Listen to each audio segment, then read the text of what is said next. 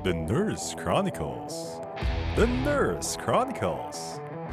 The Nurse Chronicles. Welcome nga sa first episode ng The Nurse Chronicles with me, your host, Nurse Kevin. At bago nga tayo magsimula ay huwag niyong kalimutang i-subscribe ang ating YouTube channel na Nurse Kevin. Search niyo lamang yan, Nurse Kevin 08 sa ating YouTube channel. Ako pala isang operating room nurse na nagtatrabaho abroad. At dito sa podcast na ito, pag-uusapan natin ang totoong buhay ng mga OFW nurses, ang mga hamon, tagumpay at mga aral na natutunan. Kung isa kang nurse na nangangarap magtrabaho abroad o isang OFW nurse na gustong makahanap ng inspirasyon, para sa iyo to. Ngayong episode, ikukwento ko ang aking personal na journey, paano ako naging OFW nurse, anong hirap ang dinaanan ko, at ano ang mga bagay na sana nalaman ko bago ako umalis ng Pilipinas. Kaya tara na, simulan na natin!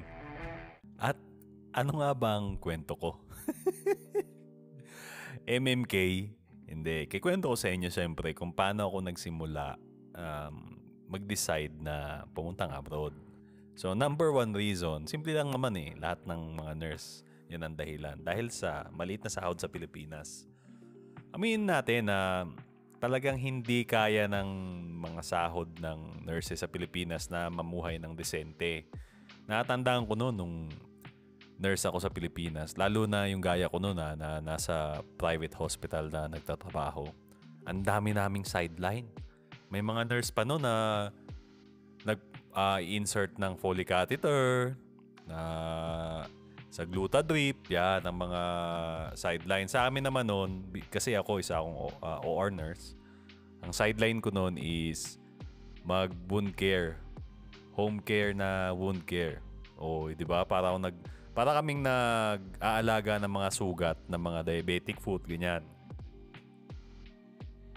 Change of dressing, yan. So, yun yung mga ginagawa namin para makasurvive at mapagkasya namin yung mga sahod namin. Talagang kayod to the max. Minsan nga talagang wala nang tulugan Kasi nung talagang, lalo na nung nag-asawa ako, kasi syempre kailangan na ng extra money. Kasi may asawa na ako may responsibilidad na ako. So kinausap ko yung supervisor ko noon.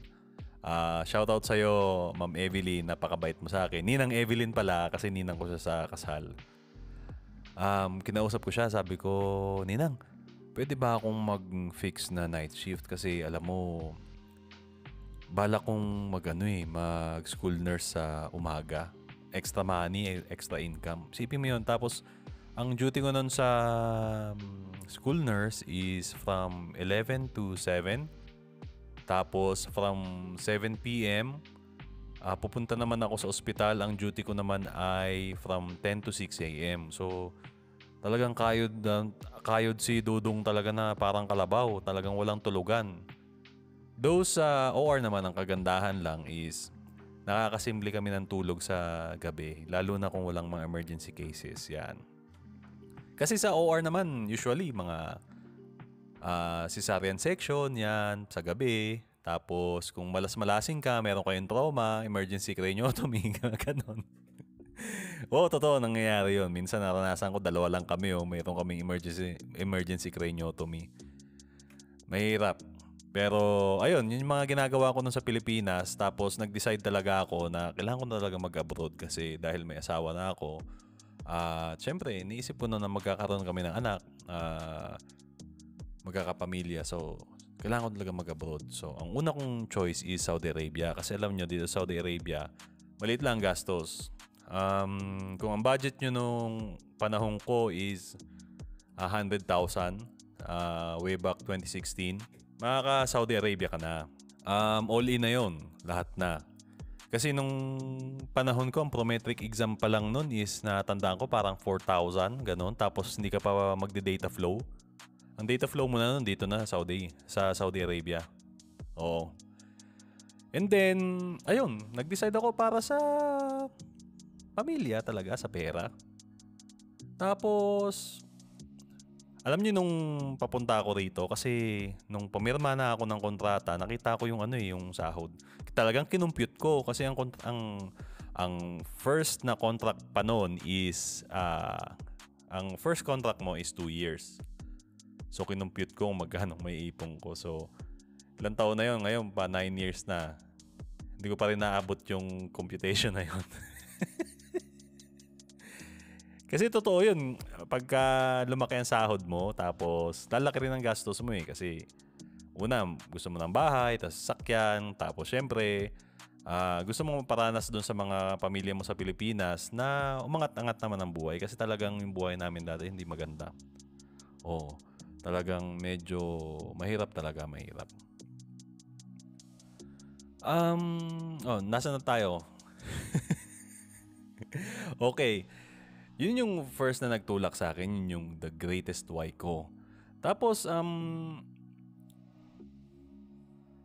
susunod nating tatalakayin ngayon is ano yung unang naranasan ko dito sa Saudi Arabia pagdating ko. Hindi. Ito muna. Ikikwento ko sa inyo kung ano ba yung naranasan ko sa pag-a-apply dito sa Saudi Arabia. So, ang una kong actually, duty ako noon. Ngayon yung kasama ko sa duty, ang sabi niya, meron daw agent na galing sa isang agency sa Manila kasi sa probinsya ako eh. Sa probinsya ako nagna-nurse noon.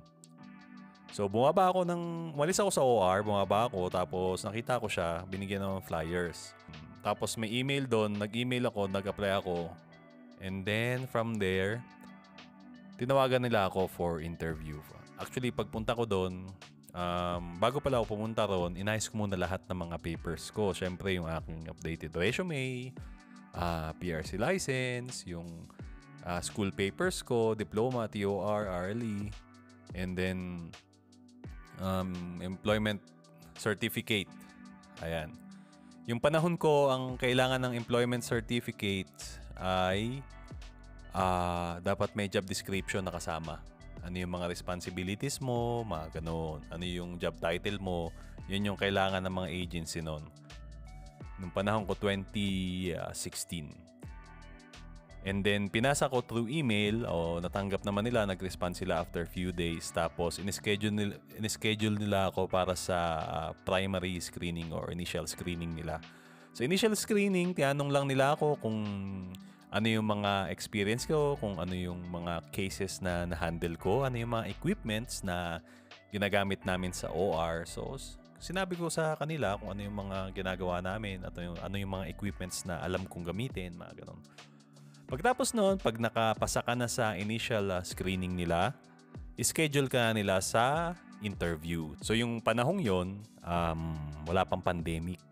So, face-to-face. Pumunta talaga yung HR at yung nursing director sa Pilipinas. Akala ko nung una, HR yun. Yung pala, yun yung nursing director. Siya yung nag-interview sa akin. So, since na OR ako, tandaan ko na ang tanong niya, tandang-tanda ko. Ang unang-unang tanong niya is, bakit ka naka-scrub suit?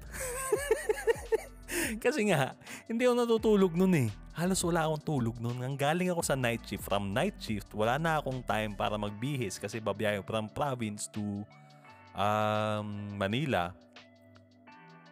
Talagang pag alis ko ng OR, naghilamos lang ako, nag-toothbrush, sakay ako ng bus papuntang Manila.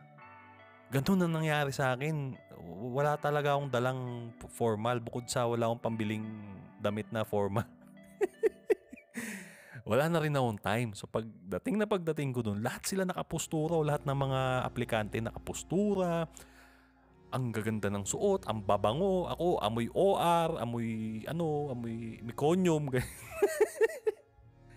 Tapos andun ako. Tapos lahat sila nun, nung panahong yun, lahat sila babae. Ako lang yung lalaki. So, alam nyo kasi, bago pa yung agency na yun, marami na akong recruitment agency na napag-applyan. Pero lahat yun, declined ako kasi sa Saudi Arabia, ang priority talaga nila is babae. So, since na lalaki ako, nakita ko sila, puro babae. Wala na, sabi ko, nakapasa nga ako sa initial screening. Mukhang ita-turn down din naman ako dito kasi halos lahat sila babae. So, yun pa lang na panghinaan na ako ng loob. Tapos biruin mo, ako pa yung pinakahuli sa pila. Talagang naghintay ako nun siguro 3 hours o 4 hours. Talaga antok na ako nun kasi nung gabing yun, busy kami, may mga stat CS kami nun.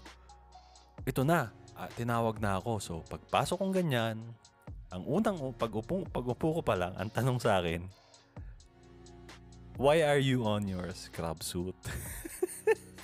So yun, sabi ko, ma'am, because I came from the province, diba? Tapos, and I came here straight from night shift. Sinabi ko talagang ganun. Tapos, okay. Yun lang naman sabi niya, okay. That's good. Yun sabi niya. Tapos, ang sunod na tanong niya is, sinong nagsa-site marking sa OR? Sabi ko. Tell me about site marking. Kasi yan yung, diba? Sa IPSG, International Patient Safety Goals, yung number 4. Correct patient. Correct me if I'm wrong, correct patient, correct patient procedure, and correct site of surgery. Basta yun yung IPSG 4. Yun yung site marking, ganon, yung patient verification. Huwag kayong mag-alala, gagawa tayo ng podcast at video sa YouTube natin. Paliwanag natin yung IPSG kasi importante lahat ng mga nurses alam yung IPSG na yan . Okay, so yun, sabi niya, buti na lang. Ginagawa namin lagi yung site marking. Hindi nga. Ginagawa namin yan noon. Talagang stricto kami niya noon. Ang sabi ko noon, yung surgeon na gagawa ng procedure, ang kailangan mag-site marking the day or the night before ng procedure. Ayun, sabi ko. Tapos, kasi, kailangan the day before or the night before kasi yung panahong yun, hindi pa kabado yung pasyente tsaka wala pang mga pre-op meds na binibigay. Kasi bago dalhin sa OR ang pasyente, minsan may mga anxiolytics silang mga binibigay para hindi siya masyadong anxious pagdating sa OR bed. Yun, hindi siya masyadong kabahan. So, kailangan kasi involve ang pasyente sa site marking. So, habang minamarkahan ng doktor yung site ng surgery, lalo na involving laterality, for example, they will operate on the right hand, mga ganoon. So, kailangan involve yung pasyente, makita niya at kasama siya nung surgeon na nagagawa ng procedure sa pagsa-site marking. So, yun, pinaliwanag ko sa kanilang ganoon. Alam mo, anong sagot sa akin nung nag-interview sa akin? Okay. Okay ulit. Tapos, sabi ko, tama ba yung sinabi kong yun? Pero, yun naman ginagawa namin di ba? Kaya, yun yung sinabi ko.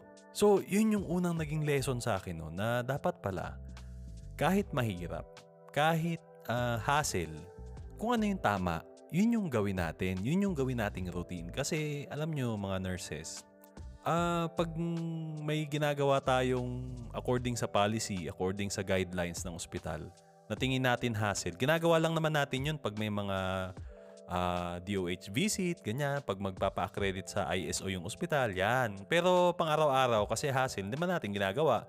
Pero pagka time na ng sasagutin natin, halimbawa gaya nun, interview, yun yung isa sa mga milestone ng buhay ko kasi alam ko yun yung makapagbago sa buhay ko Isipin mo, galing ako night shift, puyat, amoy meconium, nakasagot ako ng tama. Diba?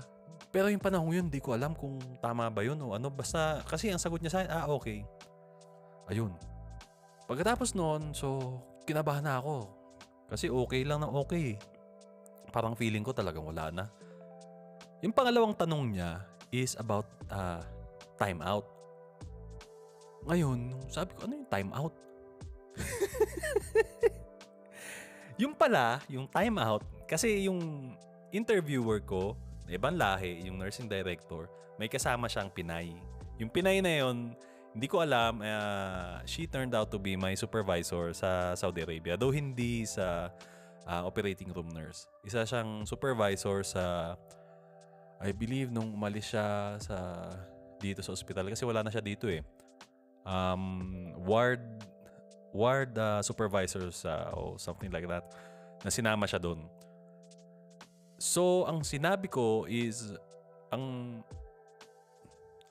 naalala ko lang sa timeout nung panahong yon is yung DOH checklist. Tapos, ang sagot ko lang sa kanya kasi hindi ko alam mo yung timeout eh. Sabi, ma'am, can you clarify and rephrase the question because I believe I cannot understand it. Oh, di ba? Pero talagang nagre-recollect talaga ako ng timeout. Tapos, pinaliwanag sa akin nung supervisor, yung timeout is yun yung final verification process bago magsimula yung operation. Oo, yun. Naalala ko ngayon kasi ang tawag sa Pilipinas ay yung WHO checklist o most commonly known as WHO. Ganun kasi sa ospital eh, pero ginagawa din namin yun. Diba? Pero ang tawag nga sa amin is WHO checklist, hindi timeout. Pero yun pala yun. So, ewan ko kung sa inyo timeout, pero sa amin kasi WHO checklist. I-bash nyo kung gusto nyo. Pero yun talaga yung totoo. Tapos di pa piniliwanag ko ngayon, ang sabi ko sa kanila, yun yung final verification process. Kailangan lahat ng member ng team sa operating room is titigil sa kanilang ginagawa at makinig sa akin. Sa yung WHO checklist, yung sa amin, ganun tawag. Tapos ang una namin gagawin is magpapakilala kami ng aming pangalan, ano yung aming role dun sa team na yun, ganun. Tapos, ano yung operation ng pasyente, yung pangalan ng pasyente, yun, yung ID ng pasyente, tapos, ano pa ba? Yung name ng procedure, yung site, ano yung anesthesia. Pagkatapos nun ay tatanungin natin yung anesthesia kung ano yung concerns nila sa pasyente, kung nagbigay ba sila ng antibiotic. Tapos yung doktor naman kung ilang oras gagawin yung procedure, yung estimated blood loss. At ko-confirm mo sa kanila kung nasa correct site ba sila. Ganun. Tapos sa nursing team, ano ba yung kung kumpleto ba yung mga gamit nila. Tapos kung sterility been confirmed. Yan. Pinaliwanag ko lahat yun. Alam nyo, sagot sa akin nung nag-interview. Ngayon alam nyo na. Ang sabi niya sa akin, okay. Pero ngayon, meron ng kasunod. That's very good. Nabuhayan ako bigla ng ng loob. Sabi ko, meron ng kasunod. That's very good. Tingin ko may pag-asa ako dito. Pero talagang na ako nun. Down na ako. Kasi bukod sa ako yung pinakahuling na interview, ako pa yung may naka-scrub suit na amoy meconium. Tapos ako lang yung solong lalaki. Kaya umuwi ako noon, dumaan ako sa yung natitira kong pera, pinangkain ko na lang kasi gutom na ako. Tapos may natirang pamasahe. Ngayon, nung habang papauwi ako, nakasakay na ako sa tricycle. Backride ako, doon ako sa nakasakay sa likod. Biglang tumunog yung cellphone ko. Pag bunot kong ganyan, akala ko talaga asawa ko kasi gabi na yun eh. Ginabi na ako sa daan. Pag bunot kong ganyan, nakita ko pangalan ng agent dun sa agency. Nawawala na ako Uy! Si sir! Sabi ng ganyan. Sinagot kong ganyan. Ang unang bungad niya sa akin, alam nyo, congratulations sir! Tanggap na kayo! Yay! Sabi ko, kung pwede lang tumalon doon sa tricycle, tatalon ako Talagang tuwang-tuwa ako noon. Sabi ko, ito na ang simula ng pagbabago ng aming buhay. Sobrang saya ko noon. Hindi ko akalain. Kasi ang tagal na akong nag-a-apply dito sa abroad. Hindi ako matanggap-tanggap dahil lalaki ako So, lahat ng self-doubt, lahat ng aking dinadala nung oras na yon, lahat nawala.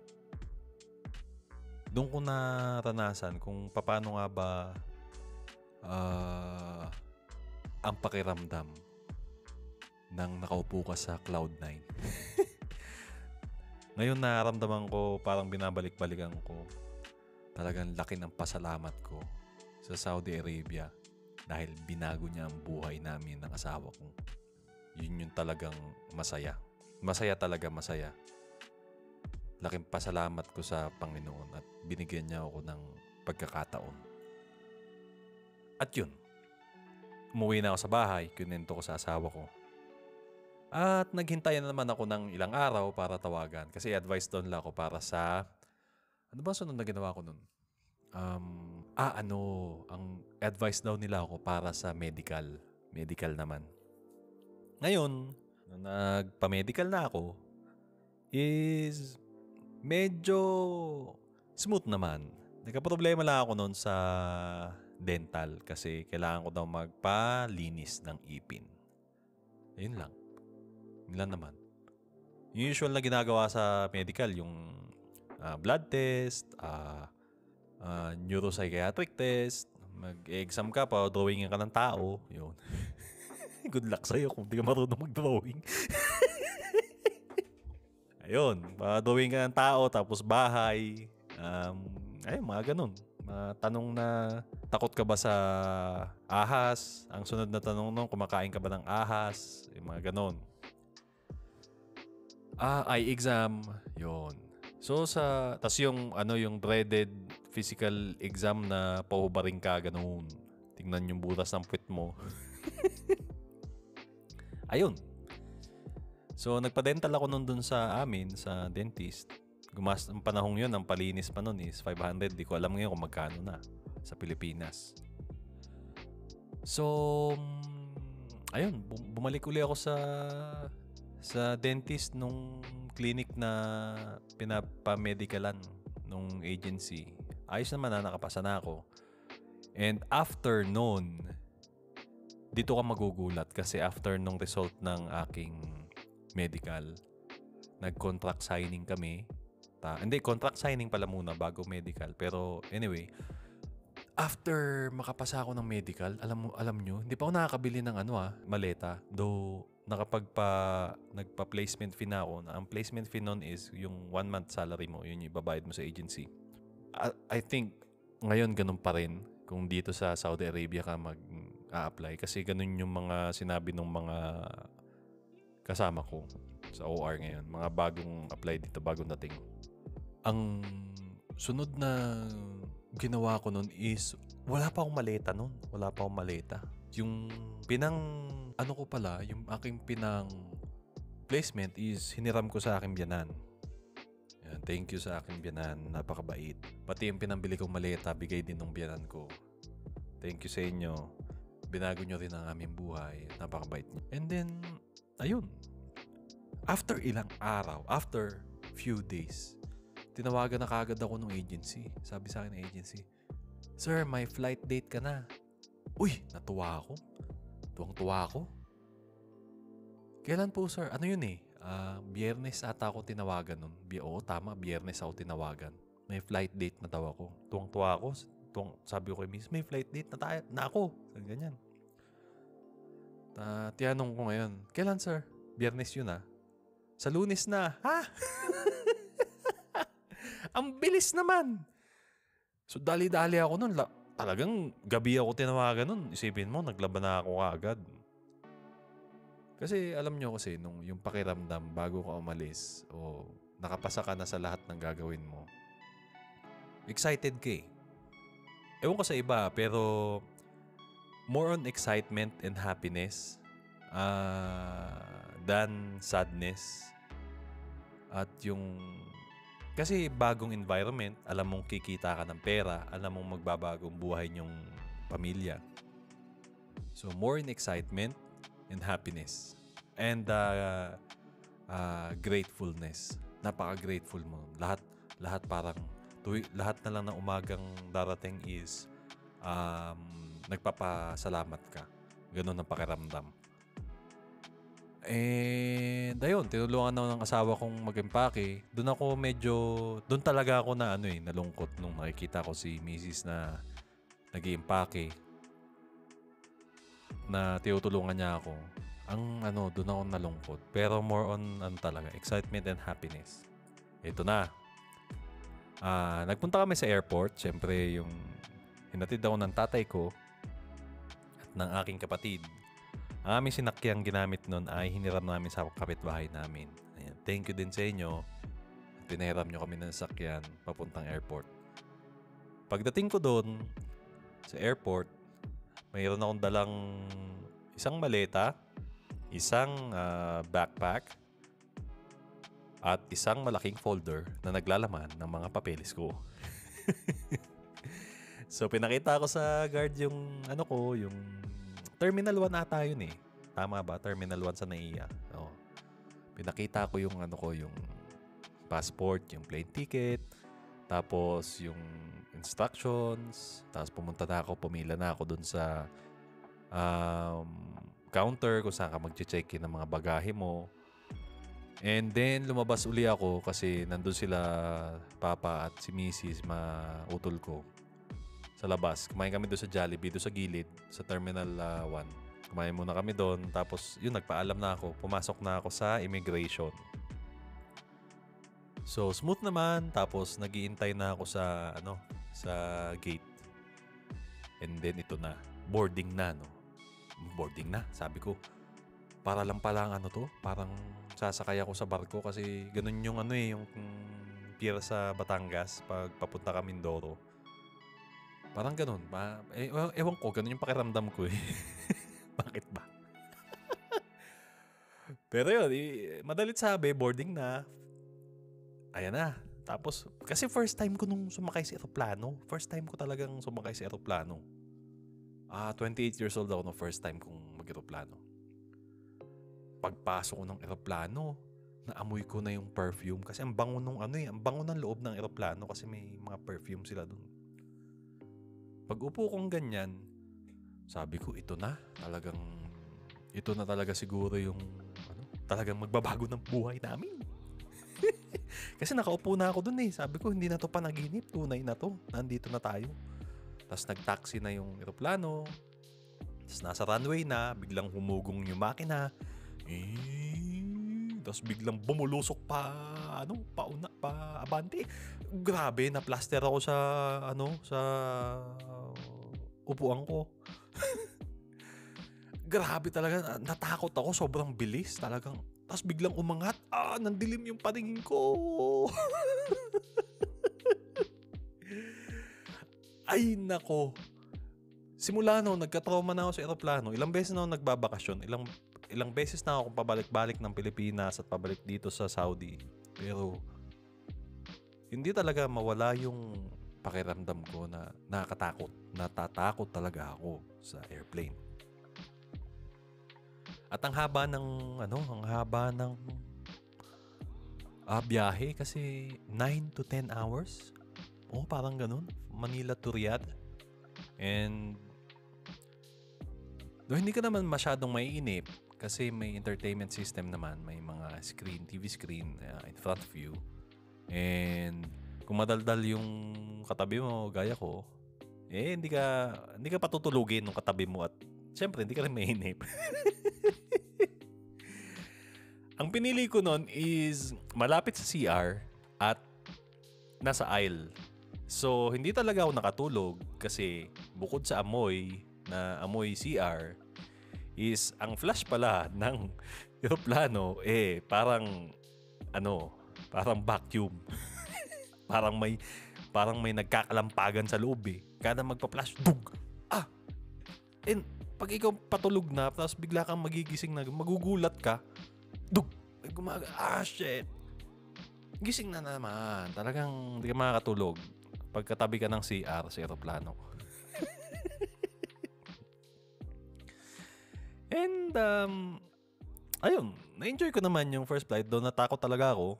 Pero na-enjoy ko naman. First time ever. And, yun, lumapag na ako ng Riyadh. nakalagpas na ako ng immigration ng smooth. Hindi masyadong mahabang pila gaya ng mga sinasabi nila na matagal daw mag-process. Hindi totoo yun. Kasi nung naandun ako, ang bilis lang talagang mabilis lang. Dun sa Riyadh Immigration. And paglabas ko, ang una kong tiningnan, alam nyo kung ano? Ang una kong tiningnan ay ang aking cellphone. Kung gumagana ba ang roaming. At ito, hindi siya gumagana. Though, nung panahon yun, kailangan mo i-activate. Hindi siya gumana. So, ang sumunod na ginawa ko is naghanap ako ng Wi-Fi. At bago ka makakonect ng Wi-Fi noon is kailangan mo ng local number para isend sa'yo yung OTP, makakonect ka sa free Wi-Fi. At wala akong local number. At naghanap nga ako ng kiosk o tindahan kung saan makakabili ng local number. Pagpunta ko dun is bawal pala nang wala kang ikama na makakuha ng mobile number. Nung panahong yon, nung 2016, hindi ka makakuha ng mobile number. Though ngayon, iba na. Kailangan mo lang ng passport at mabibigyan ka nila ng temporary mobile number. So, no problem. Makaka-internet ka na, makakatawag ka na agad sa inyo. So, madalit sabi, hindi ako nakatawag sa aking asawa. Kasi may domestic flight pa ako noon. So, naghintay ako magdamag kasi umaga yung... Dumating ako noon sa Riyadh, mga bandang 11 or 10, mga ganun, 10 p.m. Ang sunod na flight ko is around 5:30 a.m. So, naghintay ako. Maganda yung airport nila dito. Ang ganda. Naghintay ako doon and eventually nakasakay na naman ako sa aeroplano. Naulit yung trauma ko kasi ang bilis ng pag-take off. At nakalapag na ako sa isang city dito sa Saudi Arabia. At yun. Pagbaba ko doon is nahirapan ako sa communication kasi walang marunong mag-English. Meron siguro pero hindi ko siya na-meet. Pero nung panahong yun, wala akong makausap na English. Buti na lang may kabayan tayo na tumulong sa akin na kailangan ko pa palang mag-bus papunta dito sa city na pinagtatrabahuhan ko. And then, sinabay niya ako kasi dito din punta niya. At yun, pagbaba ko sa terminal, ang sabi sa akin nung HR kasi ang sabi sa akin bago pa umalis ng Pilipinas is meron daw sa akin susundo doon sa terminal ng bus. Pagbaba ko ngayon, tagal ko doon, siguro mga 10-15 minutes, 2 p.m. ng hapon. So magdamag walang tulog, ang haba ng biyahe. 2 p.m. ng hapon, wala pa masyadong kain. Ang huling kain ko noon is the snack from the domestic flight. Yun. And then, may pumasok na kotse, kinawayan ako, akala ko yun na yung sundo ko. Tapos hindi kami magkaintindihan kasi hindi pa marunong mag-Arabic noon. Hindi rin siya marunong mag-English. Ang ginawa sa akin, binaba ako sa isang building. Akala ko yun yung accommodation namin. Tapos, tinuturo niya. So, may senyas siya. Alam mo yung senyas na, yung igaganyan niyo yung ulo sa palad. Yung parang senyas ng tulog, ganun. Tinuturo niya yung building. Akala ko yun yung accommodation. Tapos, biglaan niya ako siningil ng pera. Yung pala, taxi pala siya, pero unmarked. Yun. Grabe, sabi ko, ano yung gagawin ko ngayon? Ano yung gagawin ko ngayon? Ang ginawa ko, pumasok ako doon sa building, yung pala, it turned out to be a hotel. Kasi may nakalagay doon, hotel. Hotel. Buti na lang yung receptionist is nag-English at nai-connect ako sa internet nila. At chinat ko yung HR dito sa pinagtatrabahuhan ko and then sumagot siya, sinend kong location ko. In the end, ay nakarating na sumundo na sa akin na tunay at nakarating na ako sa accommodation. So, from that experience, ang mga natutunan ko ay unang-una, huwag kang basta-basta magtitiwala sa kahit sinong tao dito sa abroad. Kabayan man yan, ibang lahi, mabait sa'yo o hindi ka pinapansin, huwag kang magtitiwala. Ang only na pagtiwalaan mo dito is yung sarili mo at yung maleta. Sabi nga nila, your best friend is your luggage pag nandito ka. Though may mi-meet ka naman ng mga genuine na people, talagang mababait, wala kang masasabi. Pero alam nyo kasi, sa pag-abroad, ang best friend mo ay ang iyong sarili at ang iyong maleta. Kaya alagaan mo ang iyong katawan, alagaan mo iyong sarili. Kasi sa huli, pagka nagkanda loko-loko, ang tutulong lang sa'yo ay ang iyong sarili. Ayan. Huwag ka magtitiwala. Huwag magtiwala ka pero hindi 100% ng gaya dyan sa Pilipinas. Sa Pilipinas, ganun din eh. Though pagdating dito, mas doblehin yung ayun. Yun yung aking karanasan. Hindi ko naman sinasabing yan yung karanasan ng lahat ng mga OFW. Yun lang yung sa akin. So ayun, yun yung first na experience ko. At isa pa sa mga napulot ko dito bago ka pumunta sa ibang lugar, dapat may alam ka sa lengguwahe nila kahit basic. Oo, yung basic na halimbawa, ospital, taxi, anong tawag doon, tindahan, market, pagkain. Ayun. Kung paano humingin ng direksyon. Ayun. Yun yung mga kailangan yung pag-aralan bago kayo pumunta sa ibang bansa. Yung local language kung hindi sila nag-English. Yun. At ano pa bang dapat nating talakayin natin ngayon? Medyo mahaba na ba? Parang 37, 40 minutes na tayo nagkikwentuhan. Ayun. Siguro yun lang muna sa episode na to. At salamat sa inyong pakikinig. Ito nga pala si Nurse Kevin. Salamat talaga. Kung nagustuhan nyo tong podcast na to, ay sana i-follow nyo ako sa YouTube. Meron akong YouTube, Nurse Kevin 08. Yan, bago lang siya. Meron mga tutorial doon tungkol sa pag-abroad. At kaunti pala yung mga videos, pero subukan natin gumawa ng marami pang videos pag hindi tayo mabusy talaga. At yun. Thank you sa pagstay, thank you sa pakikinig, at sana ay nalibang kayo. Kung may nakalimutan pa ako ikwento sa mga first time kong naranasan dito, sa susunod na episode siguro. Pero salamat sa mga nakikinig, sa mga katrabaho ko, sa aking mga kaibigan, at lalong-lalo na sa magulang ko, at lalong na siyempre sa aking asawa na patuloy na sumusuporta sa akin. Sa araw-araw, alam kong magkalayo tayo, pero yan, makakauwi din ako dyan. Lahat ng to ay para sa'yo at para sa ating dalawa. Mahal na mahal kita. You know? At as always, to God be the glory. Lahat ng to ay dahil sa Diyos. Kaya pinapasalamat ko talaga lahat ng nangyayari sa akin ngayon. Masama man o mabuti, pero mas maraming mabuti kasi talagang nabago ang buhay ko. Para sa mga nangangarap na mag-abroad, ay sana ay maging inspirasyon tong kwento ko at kapulutan nyo ng aral. Yung mga kalokohan, mga katangahan ko nang pinagagawa, sana hindi nyo gawin. At hanggang sa susunod nga, ito ang inyong host na si Nurse Kevin. At magpapaalam ng pansamantala at abangan nyo ang ating susunod na episode dito sa Spotify. Bye-bye!